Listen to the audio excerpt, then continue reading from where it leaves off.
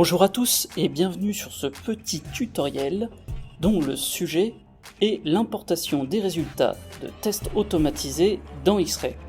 Alors pourquoi iTest a décidé de vous faire un petit tutoriel sur ce sujet ? C'est parce qu'on s'est rendu compte sur internet et à travers différents forums que la documentation technique d'X-Ray n'était pas forcément suffisante pour certaines personnes afin de réussir une importation des résultats de tests automatisés à l'intérieur de leur projet X-Ray. Alors c'est parti pour ce tutoriel sur X-Ray.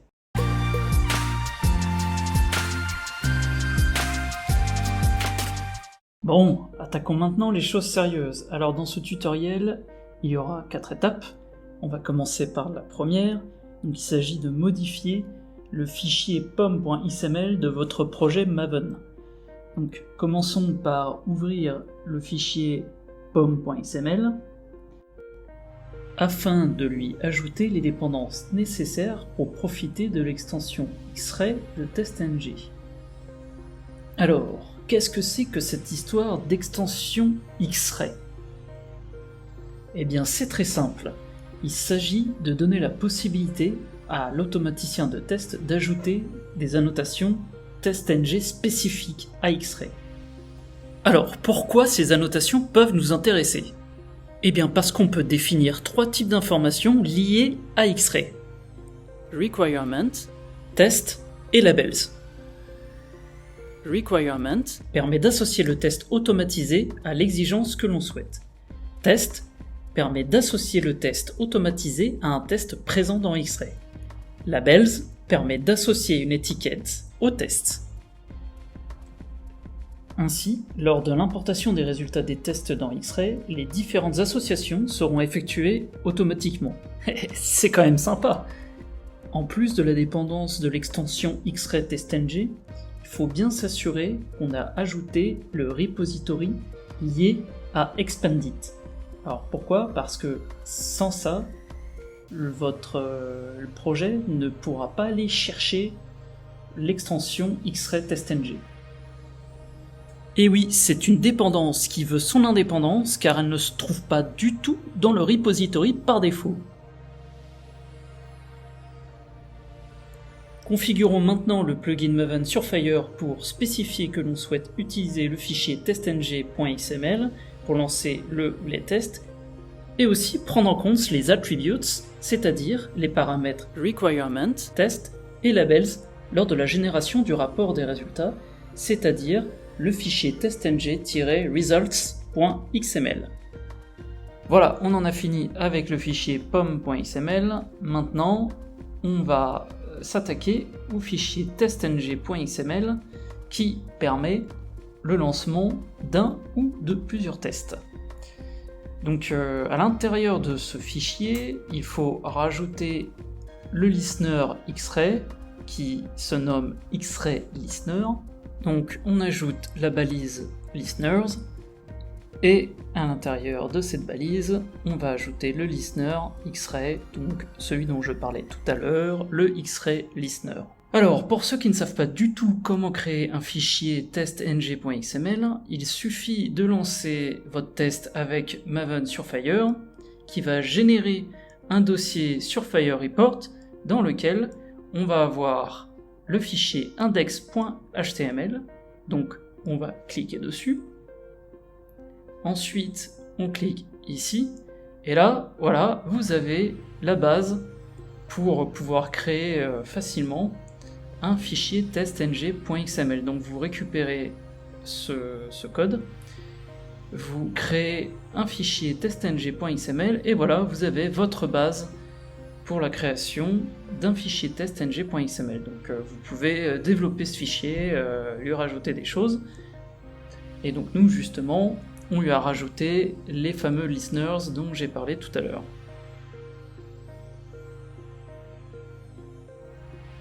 Nous pouvons maintenant passer à l'étape numéro 2, l'ajout des annotations X-Ray.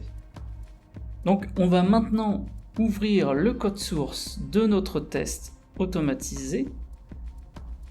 Donc ici nous avons une annotation de TestNG et c'est en dessous ce attest qu'on va insérer un @xray. Et c'est ici qu'on va pouvoir insérer les informations dont j'ai parlé tout à l'heure, c'est-à-dire l'exigence, le test et l'étiquette. Donc, on n'est pas obligé de mettre les 3 informations, on peut très bien en mettre soit une, soit 2, voilà. Enfin, on peut faire ce qu'on veut, on n'est pas du tout obligé de mettre les 3 informations. Et donc, dans notre cas, on veut associer ce test automatisé au requis htuto-34 et au test htuto-35 qui sont présents dans le projet Xray. Alors, à quoi correspond le htuto ? Eh bien en fait, c'est le code clé du projet. Ce code est choisi au moment de la création d'un projet. C'est l'identifiant de votre projet dans Jira. Donc ici, l'identifiant de mon projet, c'est htuto. C'est le code clé de mon projet.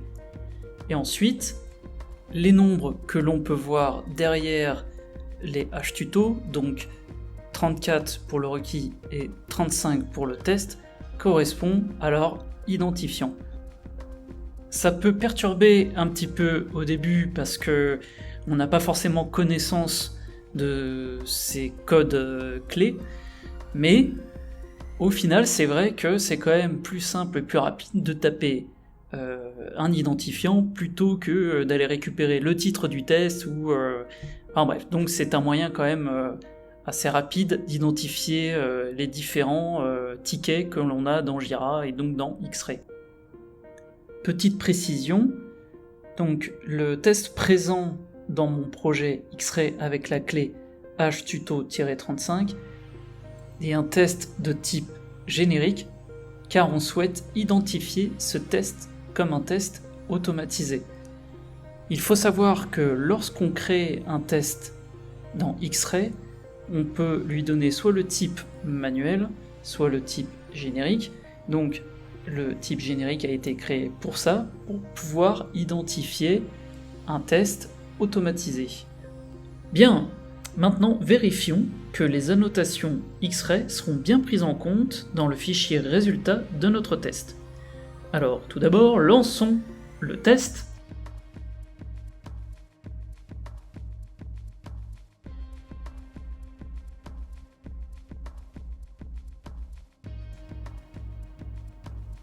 Donc un rapport est généré dans le dossier sur Fire Report. On ouvre le fichier résultat de testng. Et là, on peut voir, dans cette partie-là, qu'on retrouve bien une partie test avec associé htuto-35 et la partie requis avec htuto-34. Notre fichier résultat de testng est correctement généré. On peut donc passer à l'étape suivante, c'est-à-dire la configuration de Jenkins. On ouvre Jenkins qui a été préalablement installé sur la machine et on va aller dans la gestion des plugins pour pouvoir installer le plugin de Xray. Donc on installe le plugin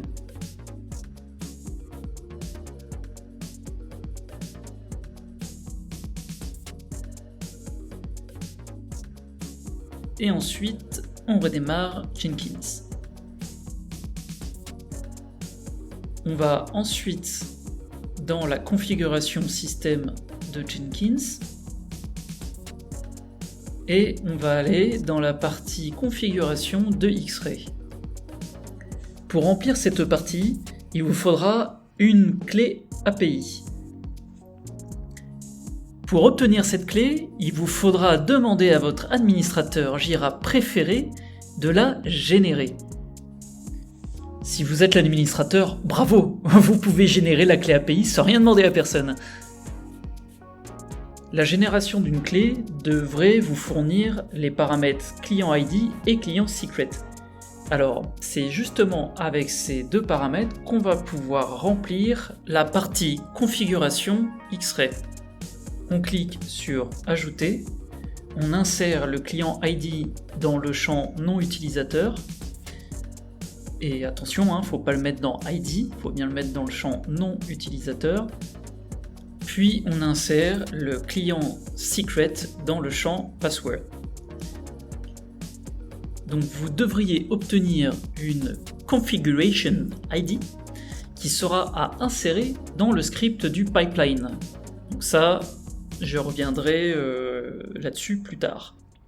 Maintenant, créons un job de type pipeline avec le nom que l'on souhaite. Donc si vous n'avez pas de type pipeline parmi les items, c'est que vous n'avez pas installé le plugin. Ensuite, on clique sur OK et on arrive à la configuration du job. Donc moi je vais demander à ce que l'on supprime les anciens builds parce que j'ai pas envie de me retrouver avec 56 360 builds dans Jenkins. Donc je vais mettre un nombre maximum à 5. Je coche la case construire périodiquement pour demander au script du pipeline de se lancer périodiquement.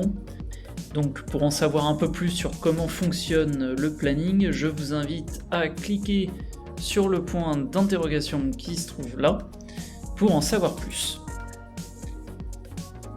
Ensuite, on arrive au cœur de notre job, donc le pipeline. C'est dans cette partie qu'on va configurer le pipeline. Donc ici, on explique que le script de notre pipeline se trouve dans un répertoire Git. Donc ici, on doit mettre l'adresse URL de notre Git. En dessous, on doit mettre le login et le mot de passe qui permettent d'accéder à ce Git. Et par défaut, ici, nous avons la branche master. Si jamais votre Jenkins file, donc le script de votre pipeline, se trouve sur une autre branche, et bien c'est ici qu'il faut le spécifier. Ensuite, on a le champ script path où l'on va spécifier où se trouve notre script Jenkins file dans le répertoire Git. Mon Jenkins file se trouvant à la racine du projet, j'ai juste besoin de mettre Jenkins file. Point. Alors, depuis tout à l'heure, je dis Jenkins file par-ci, Jenkins file par-là, mais qu'est-ce que c'est que ce Jenkins file ? Eh bien, c'est le script de notre pipeline Jenkins. Et dans notre cas, ce script va nous servir à exécuter un test automatisé, puis d'envoyer ces résultats à X-Ray. Donc regardons d'un peu plus près ce script. Dans un premier temps, on trouve Tools, la partie Tools. Ça permet de réaliser l'installation de Maven. Bah oui, si on n'installe pas Maven, ça va être compliqué de l'utiliser. Ensuite, on trouve la partie Pre-Build qui va servir à permettre l'exécution de Chrome Driver, parce que sinon, lors de l'exécution du script, on risque d'avoir un message d'erreur comme quoi il peut pas exécuter Chrome Driver. Après, on a la partie build qui sert à effacer les résultats des tests précédents et aussi à compiler puis exécuter le test automatisé. Et enfin, la dernière partie dont le rôle est d'envoyer les résultats à X-Ray. On rencontre tout d'abord dans notre step la classe X-Ray Import Builder. Donc c'est une classe de l'API X-Ray qui nous permet de faire une importation des résultats des tests automatisés dans X-Ray, parce que du point de vue d'X-Ray, il s'agit d'une importation. Ensuite, nous avons le champ Endpoint Name. Ici, on lui insère TestNG, parce que c'est le framework que l'on utilise. Si vous utilisez un autre framework, je vous invite à regarder la doc technique de X-Ray, où il y a la liste de tous les frameworks compatibles. Ensuite, nous avons le champ Import File Path. Voilà, donc c'est là où on va mettre le chemin, l'adresse de notre fichier résultat. Donc là, ici, testng-results.xml. Les deux derniers champs intéressants et importants qu'on a, c'est Project Key et Server Instance. Alors, le Project Key, c'est comme je l'ai dit tout à l'heure, c'est le code projet, la clé projet que l'on trouve dans X-Ray. Donc ici c'est htuto, et ici on insère la donnée qu'on a vue tout à l'heure, à savoir le configuration ID. Donc souvenez-vous, c'est à l'étape où on a rempli la partie configuration d'X-Ray, c'est la donnée donc que l'on trouve dans la partie configuration ID. Voilà, il faut l'insérer ici, pas ailleurs. On peut enfin passer à la dernière étape, le lancement du job de Jenkins et la vérification des résultats. Pour lancer le build, il y a deux façons de faire. Soit on attend qu'il se lance automatiquement parce que, souvenez-vous, nous avons programmé un lancement périodique. Soit on peut le faire manuellement en cliquant là-dessus, tout simplement, donc lancer le build. Ensuite, on regarde ce qui se passe dans la console pour voir si l'exécution se passe correctement, qu'il n'y a pas de souci.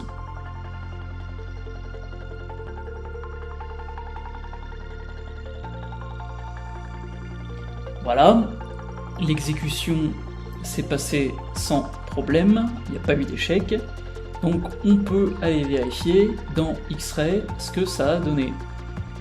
Donc je vais dans mon projet, je clique sur le test, voilà, et nous avons bien, si je regarde dans les détails de l'exécution du test, nous avons bien